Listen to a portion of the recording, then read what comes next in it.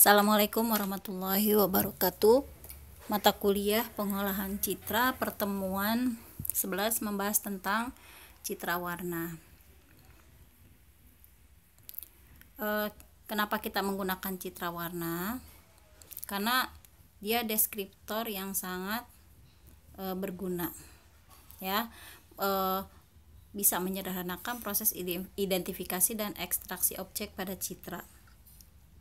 Karena warna ini bisa menjadi pembeda antara objek satu dengan objek lainnya. Kemudian manusia ini hebatnya itu bisa membedakan ribuan warna dan intensitas. Bagian dari pengolahan citra berwarna yaitu yang pertama pengolahan full color dan pengolahan pseudo color. Full color citra diperoleh dengan sensor full color seperti kamera TV berwarna atau scanner berwarna. Pengolahan pseudo color diperoleh dengan cara menerapkan warna pada kisaran keabuan. Nah, ini contoh pengolahan citra berwarna ya. Di sini diambil dari contoh tiroid ya, gambar sebuah tiroid. Secara teknik warna adalah spektrum tertentu yang terdapat di dalam satu cahaya sempurna berwarna putih. Identitas warna ditentukan panjang gelombang cahaya tersebut. Tapi mata kita ada keterbatasan ya. Berkisar antara 380 sampai 780 nanometer. Misalkan warna biru memiliki panjang gelombang 460 nanometer.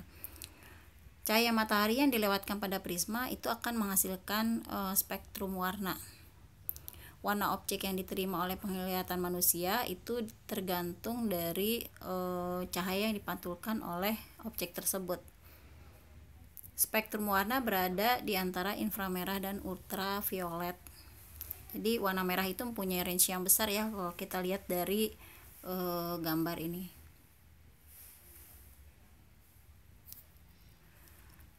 Kemudian kita lihat konsep warna.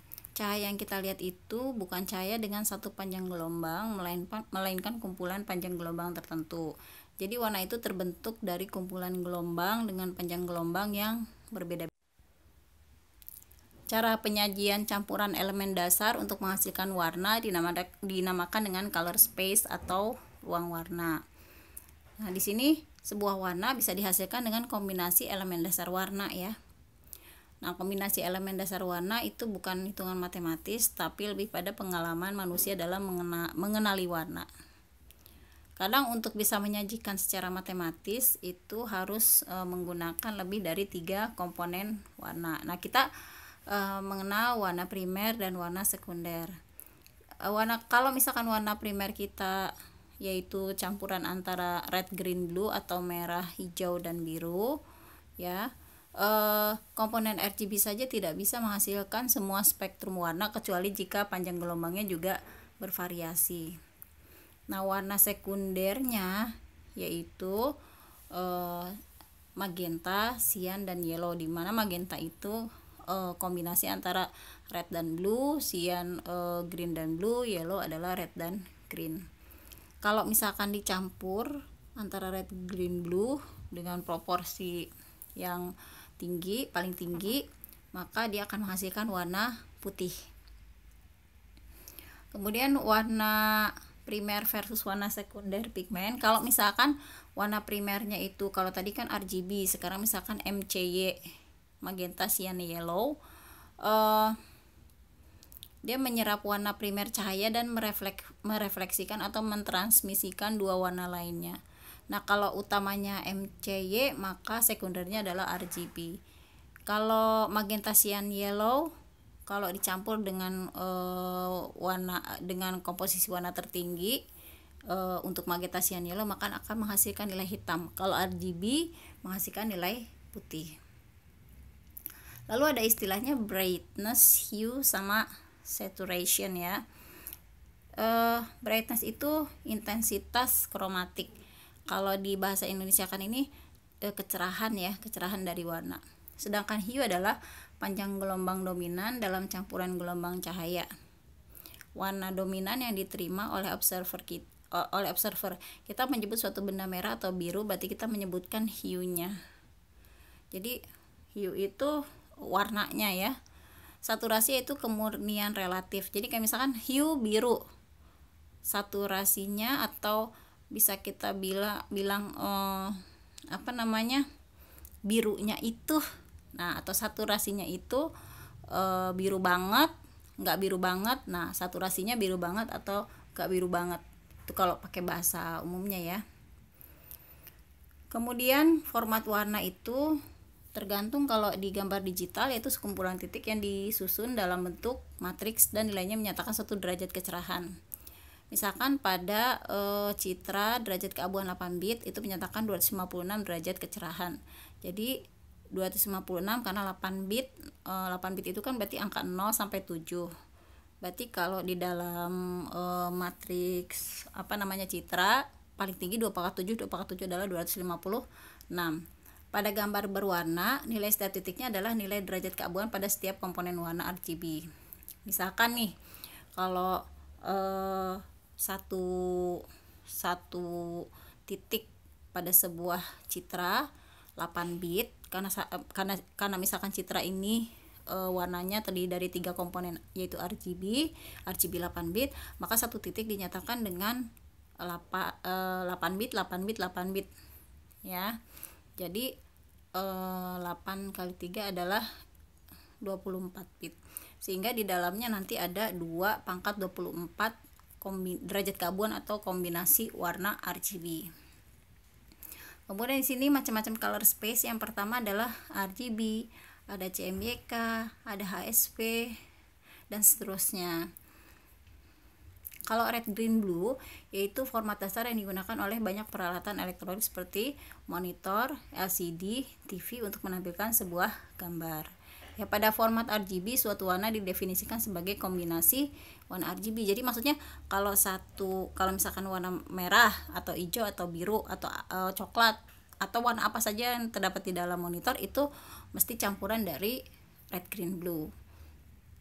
Nah, kita lihat misalkan hitam, kalau misalkan dia menggunakan format RGB itu berarti nilai R-nya 0, green-nya 0, blue-nya 0. Tapi kalau misalkan merah banget berarti red-nya 255, nggak ada green-nya, nggak ada blue-nya. Jadi ini merahnya murni banget. Kemudian kalau misalkan hijau berarti red-nya 0, green-nya 255, kemudian blue-nya 0, dan seterusnya ya. Nah, ini gambar untuk format warna RGB. Kemudian untuk CMYK, cyan, magenta, dan yellow, ini digunakan dalam percetakan, dikenal dengan subtractive color. Jadi warna dasar untuk percetakan itu bukan RGB tapi cyan, magenta, yellow.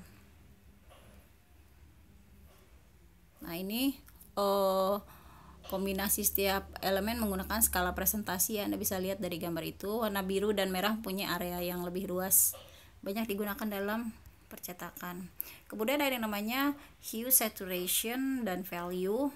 Hue tadi warnanya, saturation itu menyatakan ketegasan warna ya, atau sensasi atau intensitas warna. Kalau dalam bahasa awam tadi saya bilang misalkan kita punya warna biru, birunya biru banget atau birunya kurang biru gitu. Tapi kalau misalkan di dalam aplikasi bisa kita nyatakan dalam persentase.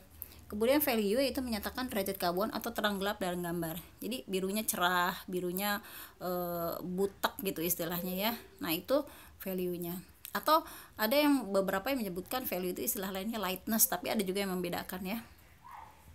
HSP dikembangkan menggunakan sistem koordinat polar, banyak digunakan untuk fitur warna pada gambar. Oke. Kemudian nilai hue itu dinyatakan dari 0 sampai 360, saturation 0 sampai 1, value 0 sampai 255. Lalu ada format CIE juga, CIE maksud saya, International Commission on Illumination.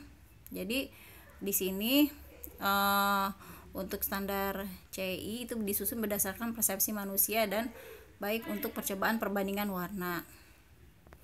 Kemudian format ada lagi YUV dan YCRCB. Nah, di sini untuk mempermudah kita dalam hasilnya gimana sih? Itu ada rumusnya, yaitu untuk menghasilkan nilai Y-nya itu dari RGB 0,299 kali nilai di RGB-nya ditambah 0,587 dari warna green-nya dan 0,114 dari warna blue-nya, maka kita akan mendapatkan nilai Y-nya atau Y-nya. Krominan yaitu perbedaan warna dan putih dapat dinyatakan dalam nilai U dan V, di mana U dan V-nya itu bisa kita dapatkan kalau kita mengurangkan dari nilai blue-nya dengan Y yang kita dapatkan dari rumus yang atas, kemudian V-nya itu bisa kita dapat dari nilai red dikurangi dengan nilai Y yang kita dapatkan dari rumus yang di atas. Nah, begitu pula dengan YCRCB ya. Nah, ini digunakan dalam JPEG dan MPEG. Semua komponen bernilai positif. Nah, ini ada rumusnya juga. Jadi kalau kita lihat, kalau misalkan kita sudah mengetahui nilai red, green, blue-nya dikasih tahu, kemudian kita bisa menghitung nilai Y-nya, kemudian kita bisa menghitung nilai CB dan CR-nya. Nah, ini hasilnya. Anda bisa membedakan antar color space ya, RGB, HSV, dan LUV. Nah, karena tadi kita lihat di atas ada rumusnya, maka kita bisa melakukan konversi antar color space. Nih, misalkan dari RGB ke CMYK, kita bisa menggunakan rumus ini. Kemudian dari RGB ke HSV juga kita bisa lakukan dengan menggunakan rumus ini. Kemudian dari RGB ke YCRCB kita bisa menggunakan rumus ini. Ini seperti yang tadi di atas ya. Saya rasa cukup, insya Allah bisa dipahami ya. Assalamualaikum warahmatullahi wabarakatuh.